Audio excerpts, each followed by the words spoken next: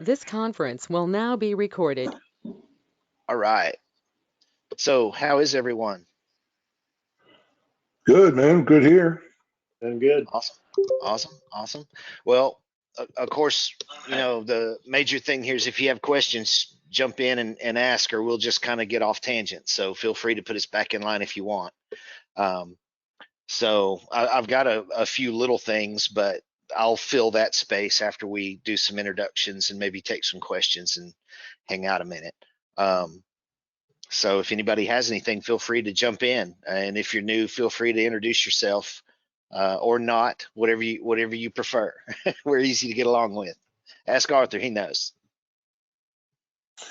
Yeah. You know what? I ended up ordering the Lightburn Bridge, the Okay. Raspberry Pi from Lightburn. So that should be coming in. And I'm going to have my going to have my laser on Saturday. Nice. Jordan's bringing that up. He's actually driving it out from Indiana. So Okay. so yeah, it's. Is he going to give you a little windshield time, a crash course on it while he's there?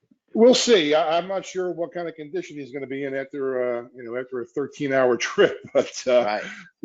He's got it loaded up, and I've got me and my boy here are gonna help him get the thing off a trailer, and I think he's got a couple of friends up here in New York. He's going to go visit while he's here, make a little road trip out of it. Sure, and, sure.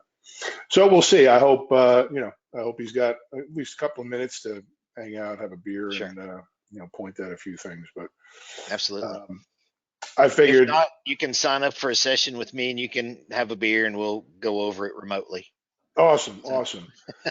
But yeah, I figured the Raspberry Pi was going to be the best way to avoid.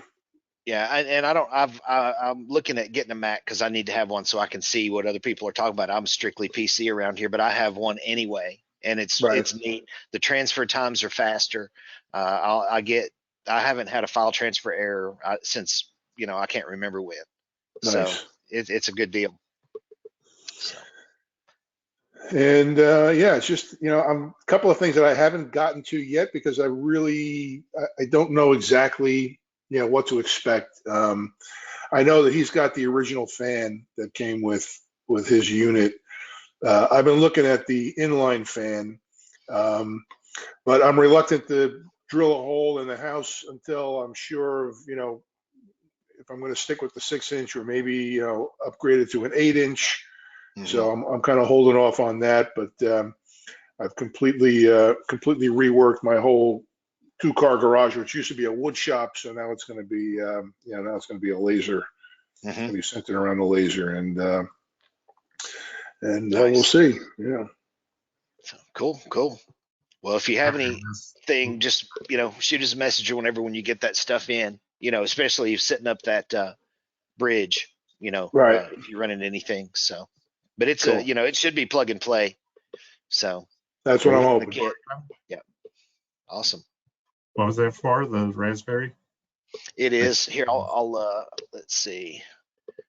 Let me see if I'm sharing the right screen. I never do. Yeah, there we go. And that's the bridge.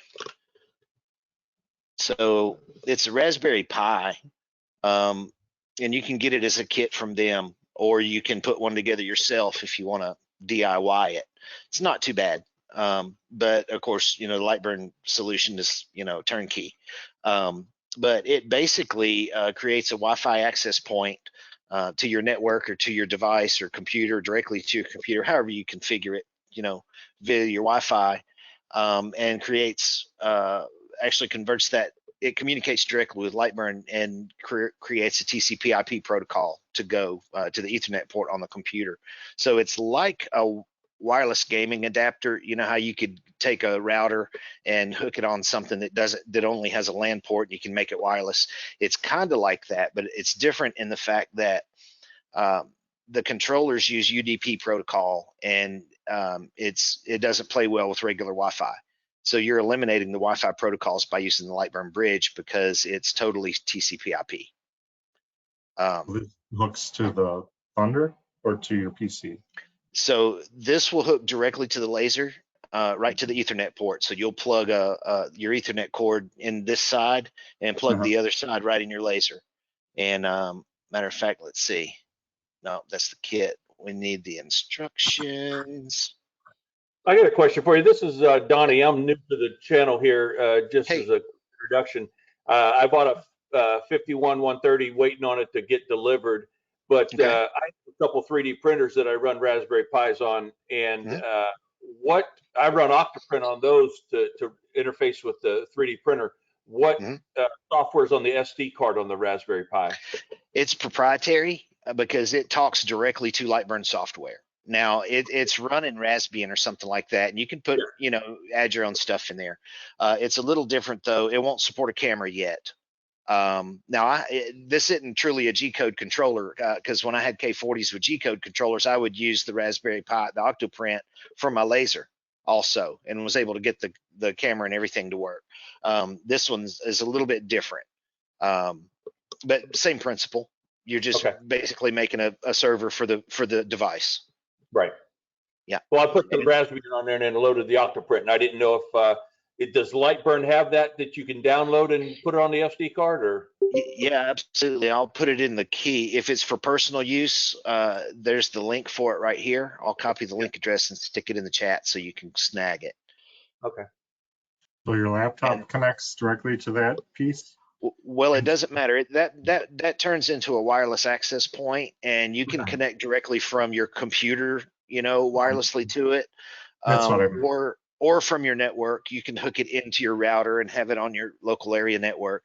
So you can do it ad hoc or fully network it, either way. So it connects like any other Internet of Things, smart device, a bulb or anything else. You can navigate to it on your computer or your phone, and answer a couple things, and there's kind of a wizard, and it sets it up on your network and everything for you. So, and there's full documentation on the setup and stuff. Let me put that. I'll link that in there as well in the chat. And that way you'll have that. So yeah, if you've got a Pi laying around, I think it has to be a 3 or above, then feel free to put that image on there and run it. It's cool. And it will add Lightburn support at some point, the camera support rather, so that you don't have to run a separate USB for the cam. I tried some off-the-shelf solutions using Monitor, to stream the video live and then use a virtual USB port on the PC. And the latency, it was hideous. It just was non-functional. So they're working on a way to streamline it, because they've cut the data rate, the data packets in that thing. It's blazing fast. So even a Pi 3 won't have any trouble. It won't choke on anything you can throw at it. So even with the added camera support, I think. So, but yeah, that's neat stuff. And I got a phone call Saturday with you guys for looking to buy the machine. I see the prices are going up. Is it going up like another 5 or so, or? I'm not sure. Since I came totally over into the support thing, none of my parts have dollar signs on them because they're all warranty parts. So I try to stay as far away from that as possible. No. I see the actual machines are going up again this year, January 1st. Well, they typically do, because there's innovation in them, and all of that. But the other thing is, when this COVID thing hit, they were supposed to go up January 1 when this whole thing hit. And then after that happened, it kind of shut everybody down, and they're like, nah, we're not even going to do that. That's going to get tabled, until everything starts looking better, So they're actually a little bit behind on their progression. But anything new on the new models going out right now? I know the fan size or the fan switch or something, right? The fans are the biggest thing that's happened recently, is getting the inline axial fans that'll be a lot quieter than those screen centrifugal ones. Anything like that comes up, though, they usually let us know, and we can let you know as it comes out, and we usually make a document on it. So a change log of sorts. Sometimes it's hard to keep up with, but the data's in there. You just got to go hunting for it sometimes. Talking about equipment, I guess, and accessories, I do want to show you, we have BOFA extractors, and we've also picked up Fumex. And if I could spell, and I want to show you that stuff real too. Filter box, not Fumex. filter box. I'll put that link on here if you want to check it out. I don't know who's better or who's worse, between BOFA and any of the brand, the high end or common extractors. It might just be like Chevy and Ford and Dodge. It might be a lot of personal preference. I have a BOFA on my fiber, and it's been flawless. I haven't tested one of these, but I'm sure they've been around for a long time. I think they're out of Canada, and they're supposed to be really good, but there's a selector chart in here for it as well, just like there kind of is on the BOFA page. And then all of the slicks, and the specs and all that stuff. And then about service and stuff at the very end. And then you can get that whole thing in a PDF at the bottom. So if you want to check those out, that's a new thing that we're doing. I should watch out for my phone call. I mean, is it pretty general, or are they going to try to sell me the rust proofing and the no, they're not going to try to tell you anything. I mean, they have the high resolution head and the 4-inch head, and they'll ask you what thicknesses of materials you're going to cut. And if you cut a lot of stuff over 10 millimeters, they may say that the 4-inch could be beneficial. I'd put an air compressor on it before I put a 4-inch head in that deal, though. Right. I'd get external air and use my 2-inch There's no lens. advantage to buying it all at once, right? It's the same price. Not really. Some people do if they're financing it, or if it's for a makerspace or a government installation where they have to do it all at once. But no, if I used to tell people, and I'm not a salesman, that's why I'm not in the sales, but I would tell them, you just get the machine and try it like it is, because it's spec to work just like it is out of the box. And then if you think you need air, add air. If you get comfortable enough with the 2-inch lens that you can push the envelope and cut thicker stuff, then you can order the 4-inch lens. So that's the way I approach it. I'm torn. I got to do some thinking before Saturday, but for going 100 watt on the 35 and getting the 100 watt for the 51, it's only $1,000, so it's like, why would I not get the 51 for $1,000 more? Right. And If worry you've about got the space later. Yeah, because it is nice if you ever did want to put a 4x8 sheet through there and not have to cut it up first. Just slide it through there, and even if you just cut it apart with the laser. But Yeah, no, they're not going to try to push things down your throat. We've never been like that. No, I was just joking around. But you go to the car dealerships, like, unless you get Grant. Now, and if you get Grant, I think there's some fuzzy dice that he'll throw in. If you get like an extra air pump or something. I got some lady, I forget her name though. I'll have to look. But another question I had is are you able to etch or engrave tempered glass? You can, but I wouldn't. No. Especially if you're talking Pyrex or Corning or something to go in like a baking dish. I've heard of them exploding because. My idea was monogrammed or custom shower doors. Okay. I didn't know if I know it's heat treated and you're messing with heat, but I didn't. I've had someone that got a Nova 63 and did shower doors. I'm assuming that they would be tempered. I think in that condition it would probably be okay. I think what happens on those ones that are baking dishes is they're seeing 400 degrees and stuff, heating up and cooling off and heating up and cooling off. And on a shower door, the extremes aren't going to be that much. As long as you don't hit it too hard and get it to, because you're not actually ablating the material. It's just causing stress fractures, little explosions when the water molecules turn to steam. So if you do too much of it, you'll actually, degrade the structure of the glass. So. Okay. And what's the clearance on the pass-through, 1/2 inch? 0.8, I think. That might facilitate a frame on one of the aluminum frames, if that's kind of what you're thinking. Right. I was wondering, I'll have to look at mine at home and see, just get an idea how thick it is with the track on it. Now you can actually fit something about 1.25 inches into the hole. Okay. Where your maximum comes in, or your limit, is because if it's that tall, you can't focus it, because you'd have to cut the lens tube down to make Right. it recess far enough. But since if you're dealing with a frame, your glass is probably going to be, you know, quarter-inch lower, you know, depending on the Oh, seals yeah. and things around it. So that's possibly doable without having to pull it out of the frame or anything like So that. 1.25 inch frame, you can get it through there, and then the glass will just be sitting on the bed, It, and everything else right. outside. And the glass may still be low enough where you can pull focus. Yeah. Gotcha. I think All there's a And- guy in one of the Facebook groups who actually took a Dremel this week and did that with his 2-inch focus lens, so he could do that exact thing that you're talking about. Oh yeah. Yeah, I Shake saw down someone the head. cutting down Yeah. the coupler, the screw-on coupler there to gain some. Now that's on the 4-inch lens. You can take the extension tube out because all that does is give the right distance from the nozzle to the material, you know, when you account for that space. You can engrave with the 4-inch, especially if you're doing monograms or something. You can use a Sharpie instead of a fine tip pencil, so to speak. Normally you wouldn't engrave a photo with a 4-inch. It's made for cutting.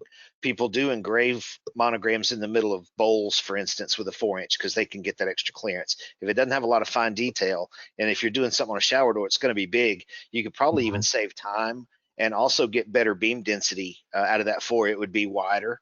It'd be a fatter beam, so your line interval could be adjusted so it could be faster.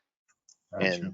And you want very little power when you're doing glass, very little. So if you got 100 or 130 watt, especially, using a 4-inch lens would effectively help govern or throttle that power output because you'd be cutting your beam density in half.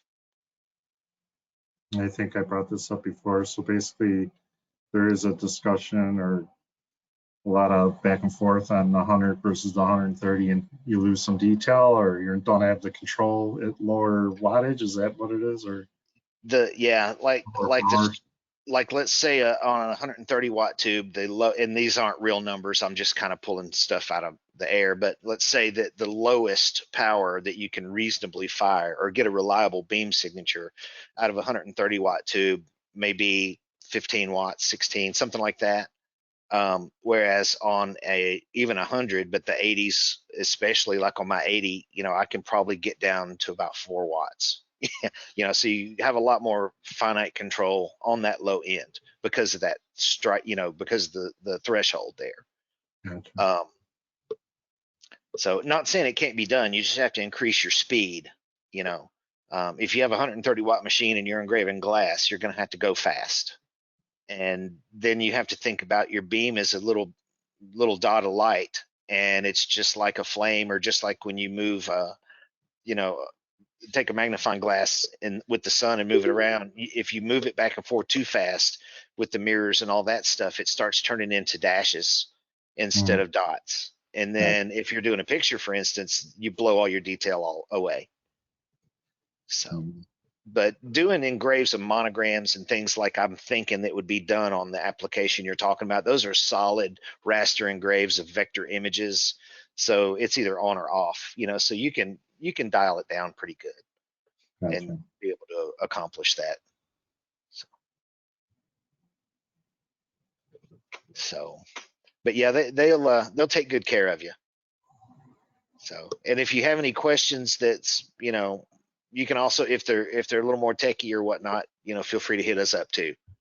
Gotcha. So, Will do. all right. Well, anybody else have anything? Oh, I guess I could turn that screen share off since I'm not actually sharing anything right now. Yeah, I'll pick your brain, Brian. All right. I'm just now starting to engrave. What's a good starting point for MDF?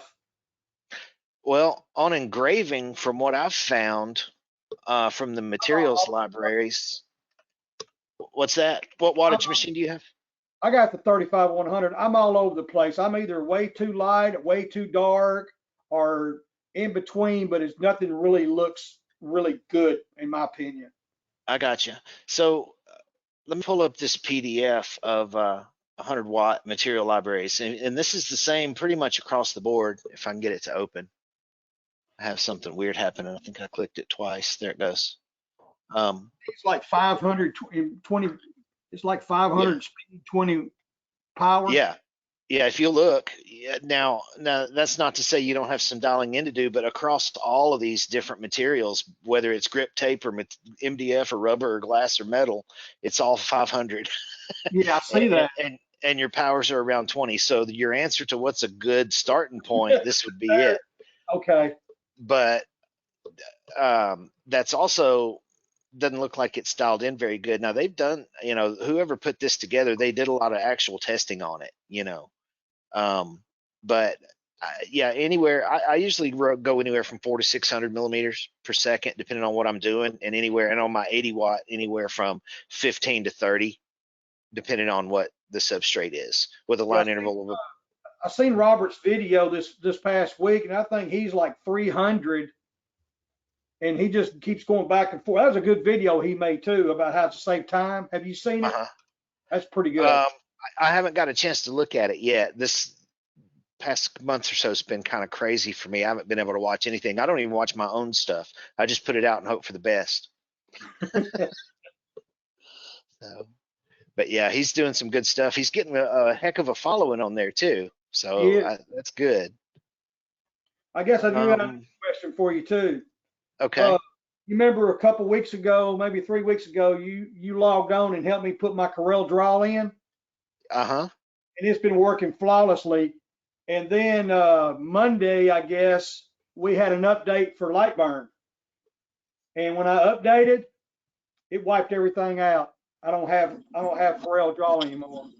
Okay, so I think what we can probably do is go back in and do we can use your backup preferences. We can roll back in Lightburn. I'll have to get with you and probably jump in there and show you real quick.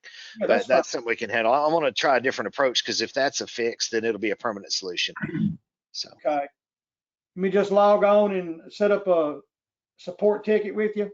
That'd be the best. Yeah, just find that 30-minute support thing, and me or Chris, either one can do it. But yeah, whatever you pick, whatever's closest or whatnot, and we'll jump in there and take care of you. And then if we get any time, which every once in a while we do, where we have a couple minutes in between or something, if it's going to be something like that, we might give you a holler and see if you're around.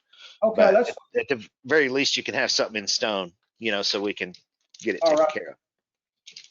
So. Super.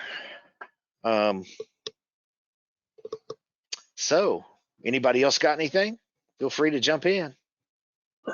Brian, did you see this on the Facebook Global Thunder Laser users Facebook page? One of the users, Luis Espinoza, posted that he upgraded his stock fan with an inline fan, and he says that he removed the power cord from the old fan and installed it on the new fan, so that the auto fan function would continue to work. It seemed like an interesting approach. I'm just curious if he maybe shouldn't have done that, or do you think that's actually an okay approach? Well, at the bottom of if you guys don't mind muting your mic if you're not talking, I'm getting some pretty bad feedback in here. If you don't mind, thanks. At the bottom of the article for the aftermarket fans, we got a link to this dude right here, so that you don't have to do that. This end plugs into the laser, and that end plugs into the fan, and it's about, I don't know, $6 or something on Amazon. Yeah. So you muted yourself, Art. I just tried to unclick you. Oh, okay. I thought what he was explaining was that he wired the new fan into the old cord, the controller. No. But isn't he wiring it so that the machine controls the flow and operation of it? That's why he had to do that, because that little connector on the end. Wait, let me stop. Let me get this part. Right. That's the part that plugs into the laser. And see, our fans have that connector on the end of them already. Most fans you buy have a standard outlet. So they wouldn't plug into the machine. So instead of maybe, sometimes, I mean, if you're handy, sure, why not? Go in there and change the whole cord out. But for most people, it's easier to get one of these for $6 and just plug it in and not worry about it. Bingo. So, there you go. Either way. That's good. Yep. Yep. Yeah, I mean, I bought one too, but I mean, I even got the extra cord, but I ended up just plugging it into another thing, and I just turn my fan on whenever I go out there and I'm about to start Yeah, everything, and just leave it yeah. running. That way, It it's can already spool going. up. Yeah, Yeah, and it's quiet enough. You can let it run. It doesn't matter. exactly. I mean, don't get me So, wrong. I mean, my biggest thing, man, this machine, I got a 63, man, and it's fucking killing me with this alignment stuff, man, because all the way over, the bigger the bed you get, the more trouble you're gonna have with the alignment on the far side of the table. That's what somebody else has said before, and I'm feeling it. I know that. I was trying to do some ornament type stuff for my old lady to give some of her coworkers. I mean, I've only had it since October, and really only messed with it probably for 2 or 3 days with everything going on. My mom had a stroke and all kinds of other stuff, and oh man. then my old lady's kids got autism and 4-year-old. So when I'm out there trying to do something, they're in the house. I leave the door of the garage open, and they're fighting like cats and dogs in the house, so or whatever. So it's been real stressful. And then I don't know why, but like the fonts and stuff, when I was doing stuff, it's like some of the fonts wasn't wanting to show up unless I went a lot of power to it or whatever. So I don't know. So I got something going on. I don't know. Yeah. Well, I mean, shoot us a message, and we'll be glad to jump in and do a remote session or whatever, and look through some of it. And we can probably give you some pointers if we need to do you can do your crash course and all that. And if you need Right. more than one crash course, that's cool. I'll tell you what, you can do your hour, and then if it ain't quite enough, we won't hang the phone up on you next time you call. I promise. We'll still be there to help you out, so Right. don't worry about that. Right. Yeah, But I need to do that hour thing. But I just recently got my compressor hooked up. I got the inline fan hooked up. I ended up moving it like 2 different times, and then finally, got everything kind of set up now. So I need to do that. But yeah, yeah, and then like last night, my eyes have gotten so bad. I guess I need glasses and everything else. But it's like I can't see close. I can't see far away, man. I'm trying to look in there and the dot. I'm trying to figure out a way to make some kind of sticker or something, man. It's got the bullseye already put where it fits perfectly on there, man, where you can kind of dial it in easier or whatever. And then I was telling my old lady this morning, I said, you know what?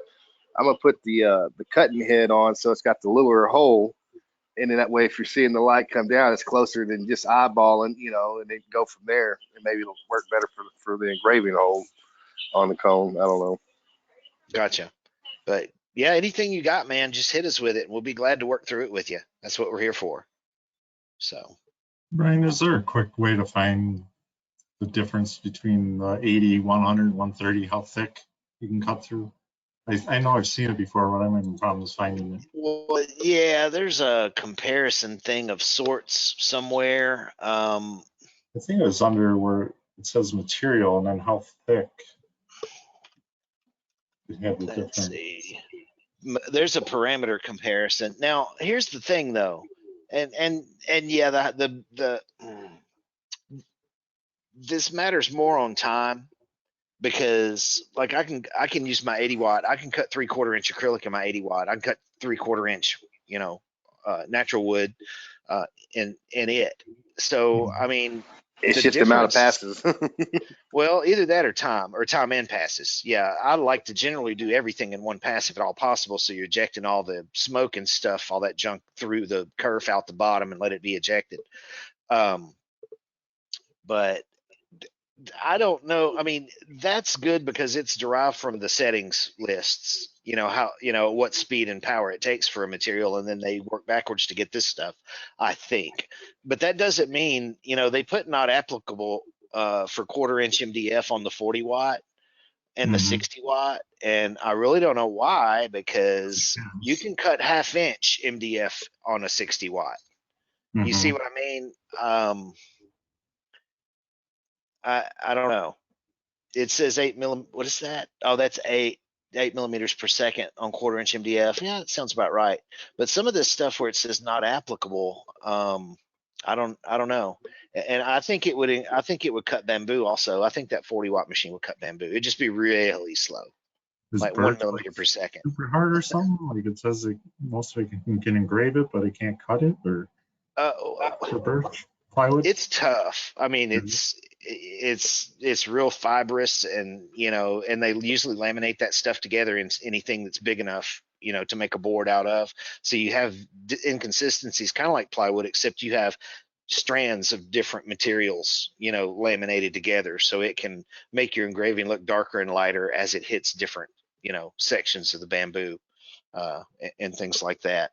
I mean, this is okay because you have to quantify this somehow. Right.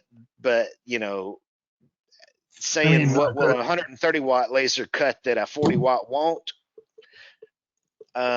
you give the 40 watt a long enough amount of time and it'll cut the same stuff that a 130 watt one will. It'll just be ugly and nasty and charred and take you forever.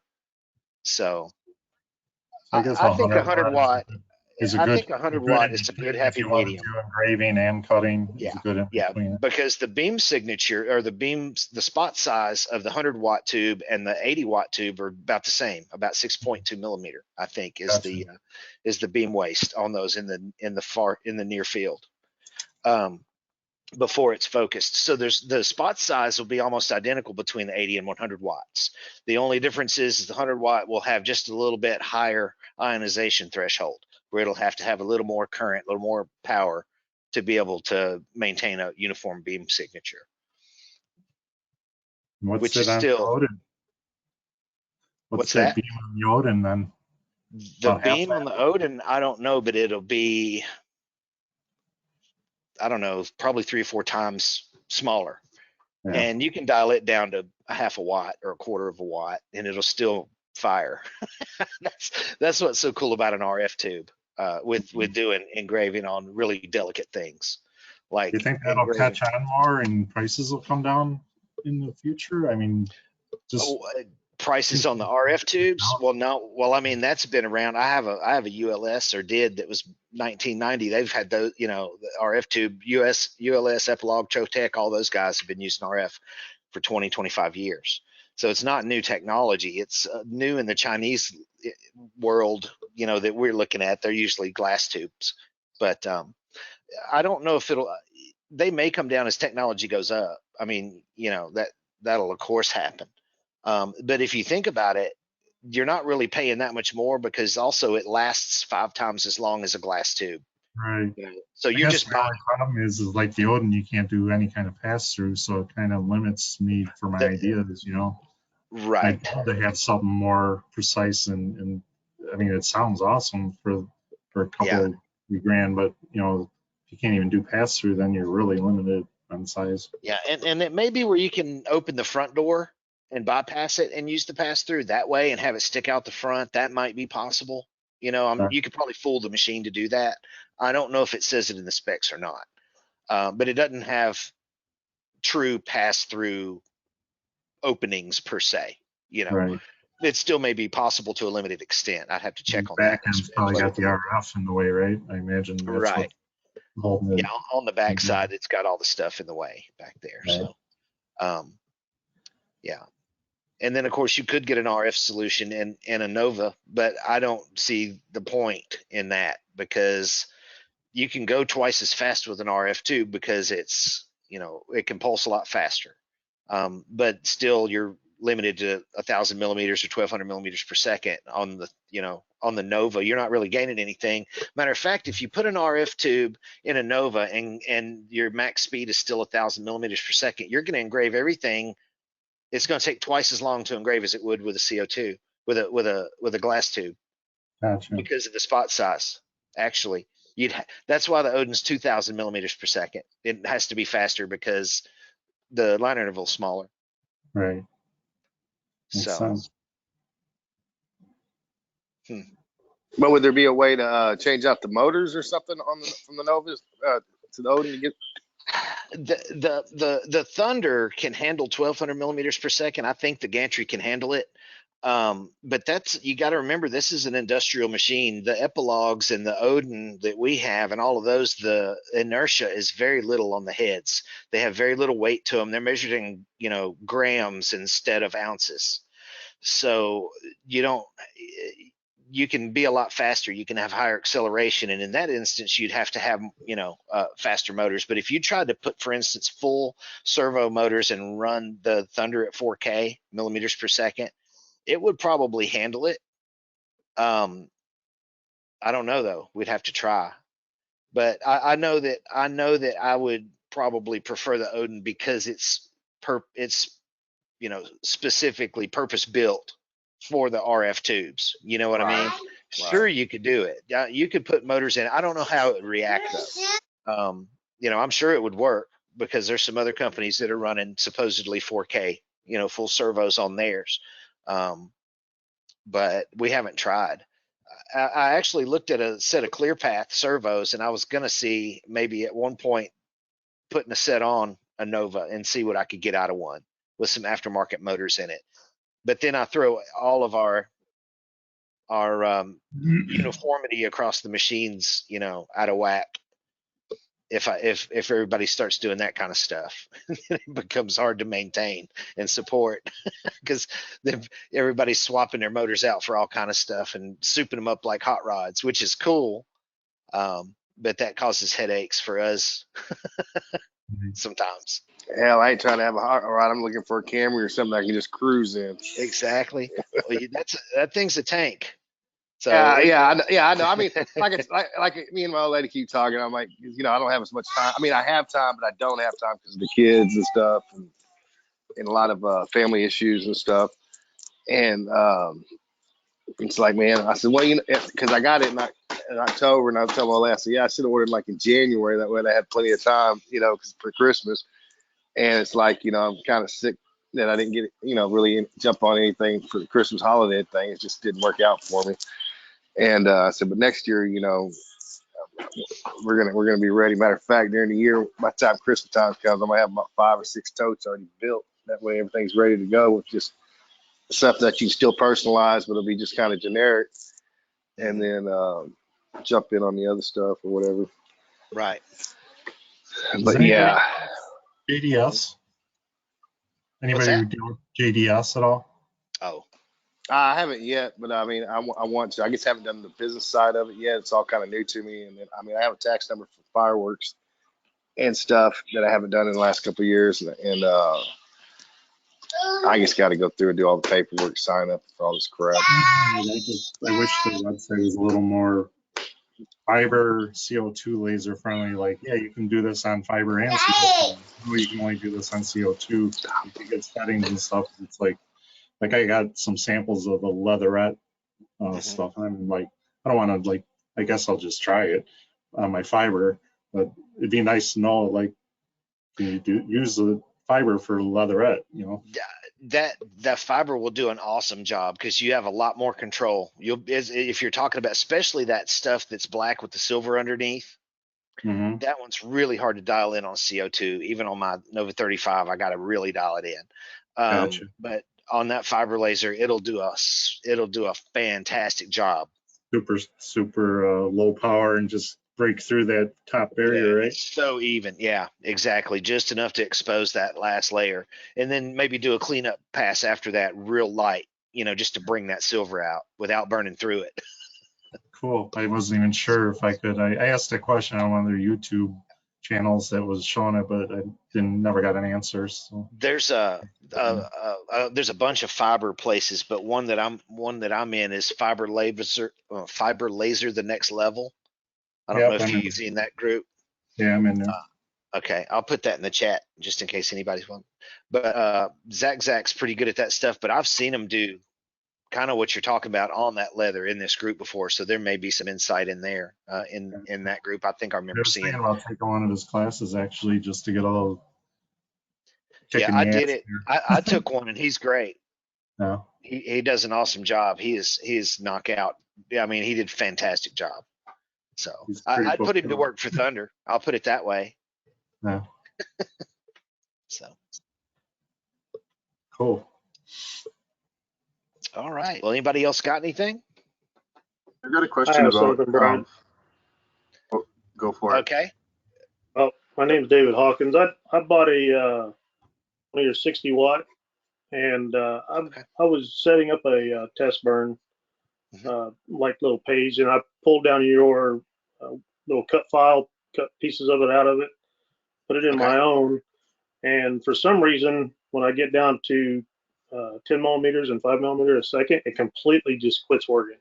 Mm-hmm. And I don't know if you can see it from the camera, but down here it just completely disappears.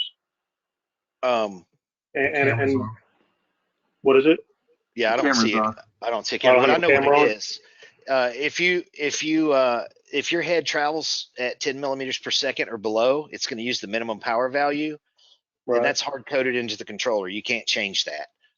The problem is you're using a power scale, and in order to get our power scale right, your minimum power has to be 0 or 1 if Lightburn won't save it as a 0.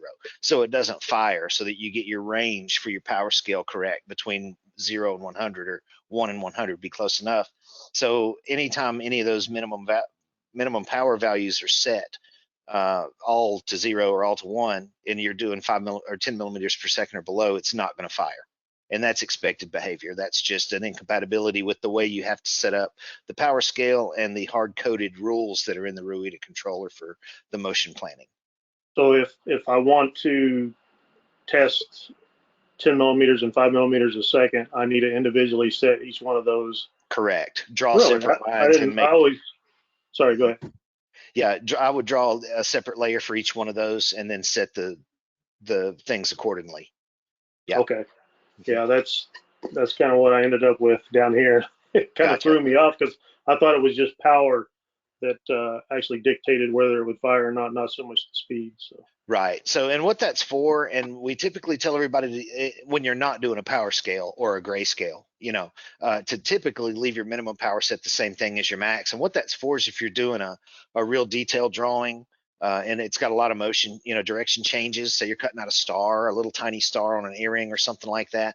When it goes to slow down to make those direction changes, if you're still firing at max power, sometimes it can burn those corners because you dwell there too long. So what that minimum power setting is used for in a typical setting is where you drop it 5 or 10%. So when it slows down making those direction changes, it won't overburn your material. But again, that's going to be a reactive setting, probably more than a proactive one. You don't want to touch it unless you have problems, not not the other way around. But when you're using the power scale feature, that is, you're going to bump heads with that rule. So. Okay, I didn't realize. I mean, what you're saying makes sense. I just totally thought, you drop below 10% in power, I could see it maybe not firing, but the speed, I mean, it worked fine at 10 millimeters a second when I was at a higher power. Well, no, never mind. When I was at a higher speed, but same powers. So yeah, never mind. Right. What a mess. So, yeah, once you get into cutting stuff that thick, if you're going to have to go below 10 millimeters per second, that's when you'll just have to kind of manually dial it in until you get what you're looking for. Okay. So. All right. Good to know. Appreciate it. Sure. And Andy, I think you had something too. Yeah, so I just had a quick question on what's the normal frequency for. So I've got a 35-100 that I've had for a few months. I got maybe 15, 20 hours at the most on it, and then over the course of that last hour, it went from being able to cut through the same 3 millimeter MDF I was doing till I wouldn't even go through it at all. So cleaned the lens, and then ended up just cleaning and doing a full realignment. Worked perfect. So it's back to exactly like it came out of the box, which is good. But how often, what's the users who do this more often, what's kind of a general frequency for needing to as I plan in my maintenance, doing a full alignment, starting way back with the red dot year one and moving all the way forward? What's kind of the normal frequency for that? I'll see if anybody else can interject, because I don't do a lot of high volume stuff. All of my stuff's testing and weird stuff. I don't make stuff to sell with my lasers, and I haven't adjusted mine ever in 2.5 years. So that my frequency is 0. That's why I haven't made an alignment video, because I haven't had to, and I don't want to mess with it. That's why Robert made one for me. My mic microphone? Nope. Yeah, you're working. Yeah. Okay. Alignment wise, you shouldn't have to do it, except for that one time. I don't see why you wouldn't, unless you don't have your mirror sitting flat or something when you do a cleaning, or your lens isn't sitting perfectly flat, that there in itself will throw your alignment out. You just go back and double check those. Your cleaning, especially on MDF, I've not ran them much, but I've talked to enough people that have, and I'll about be willing to bet you didn't have your air turned up enough, or you just was dirty from running MDF, There and is a your lot of lens adhesive was dirty. content in that stuff. Yeah. Now Jim's right also. I lost my train of thought about the loose optic cause an issue. A lot of times people say, hey, my laser won't do this, or my laser won't do this. And I'll say, could you please take all your optics out and clean and inspect them and put them back in? Well, I just did that. And I'll say, would you just please do it again? And they do it and it works. And a lot of times what happens is, for instance, you might set the mirror in and then start screwing the spanner, nut in there. And maybe it's sitting caught on a thread, and it doesn't go all the way back up into the mount. And just by taking it loose and messing with it and putting it back in, a lot of times you can, smoke out those kinds of weird things that you would never really find, unless you just took it apart and just started doing something to it. And So on your lens, when you're putting it in, because it's caught me once, I thought it was sitting flat when I was tightening the last part of the nut up.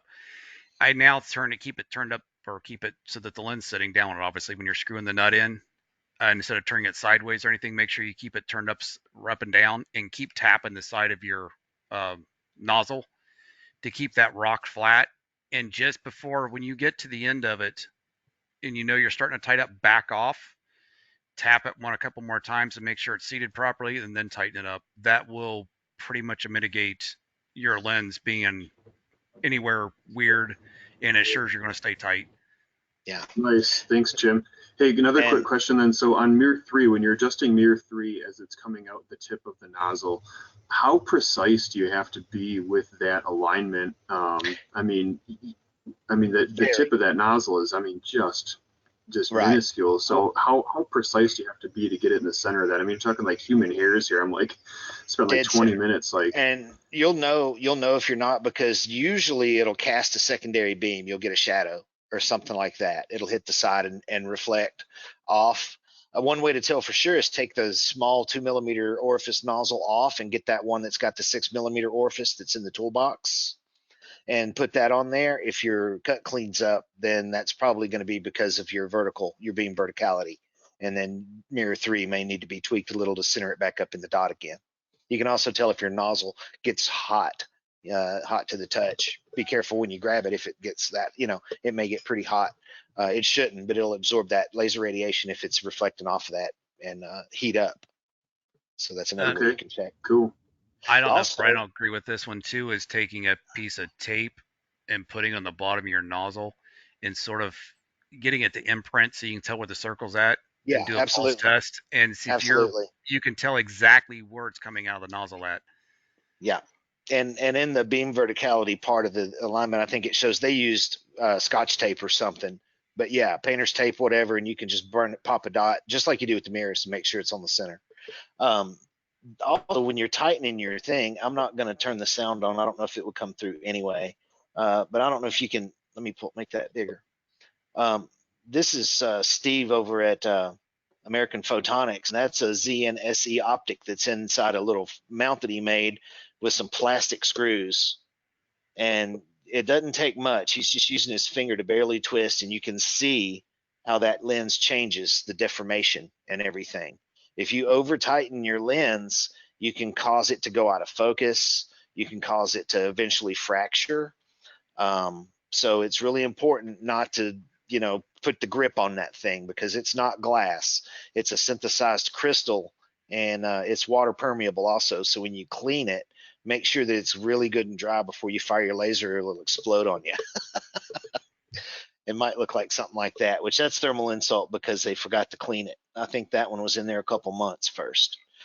Typically, it'll start looking like this. If I think that's actually a delamination right there from where it gets a little bit dirty, and that's the spot size of the beam.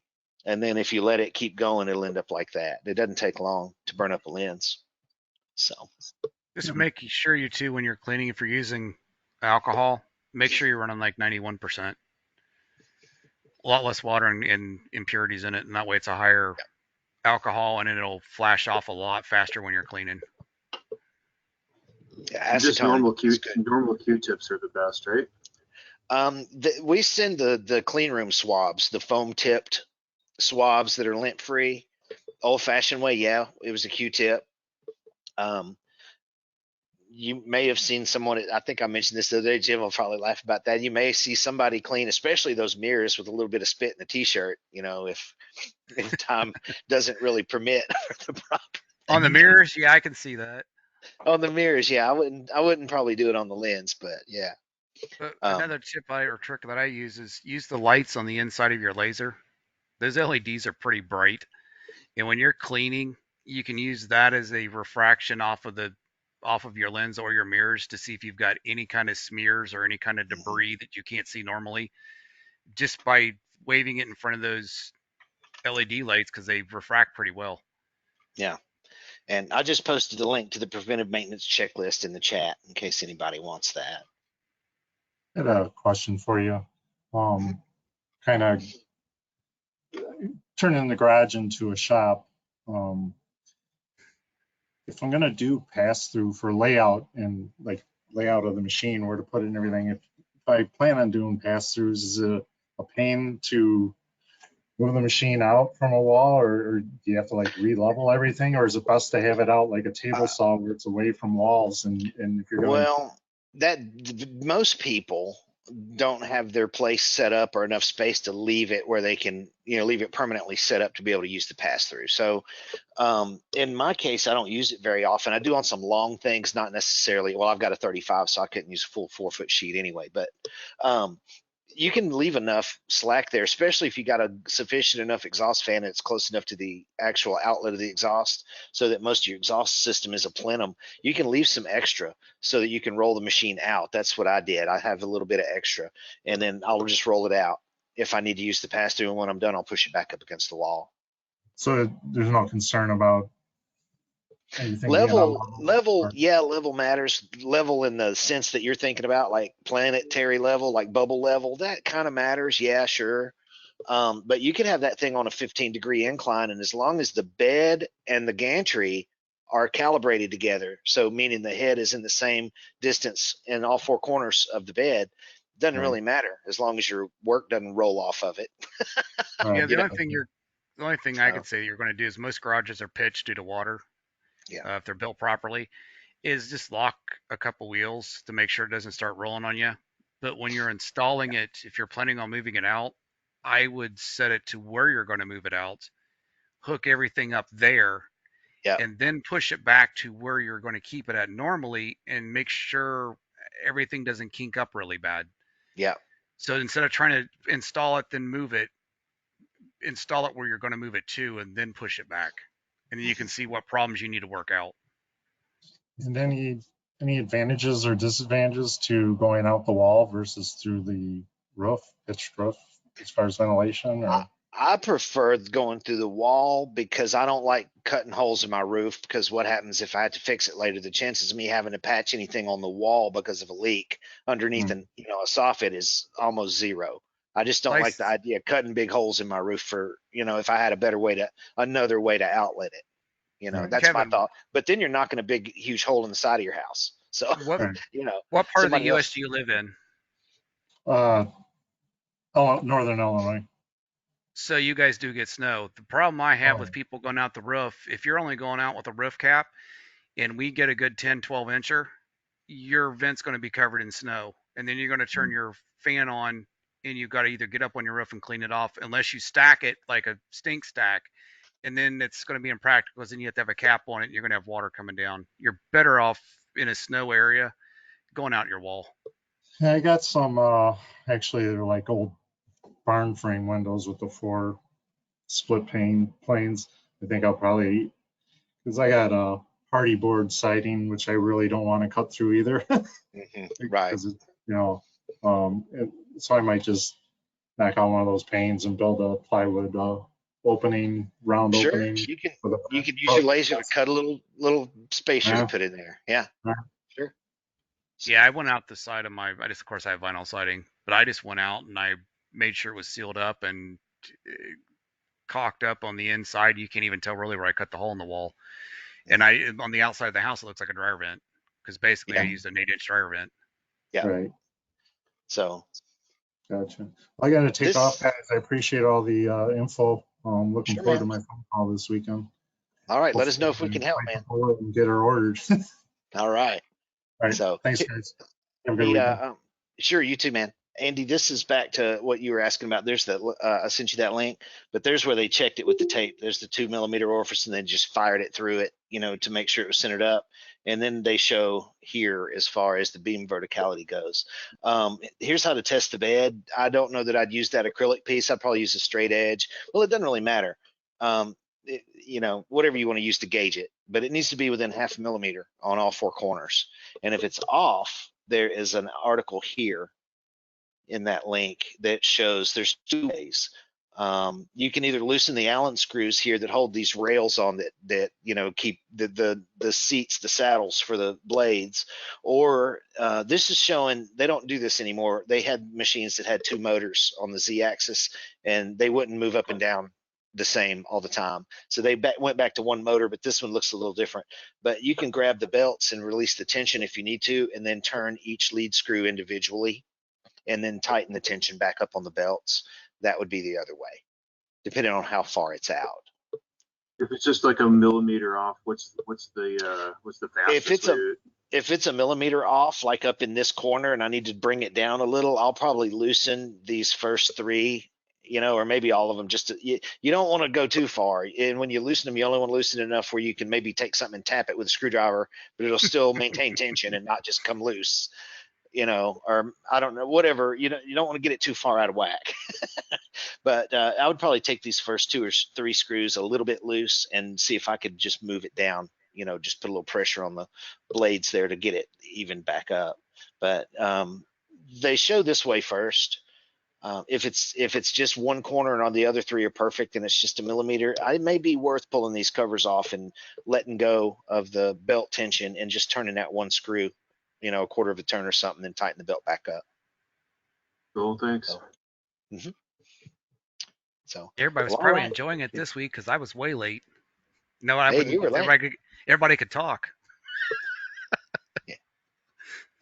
So, well, cool. And look, it's I got 3 minutes. I'm trying to think if there's Jim. I mentioned it before. I don't remember if we were recording or not. You'll find this wild. Did you see that post about Central Freight supposedly shutting down operations tomorrow? Yeah, they were sold the business or Yeah. killing the business. Yeah, I've seen it, but I haven't seen it all the way.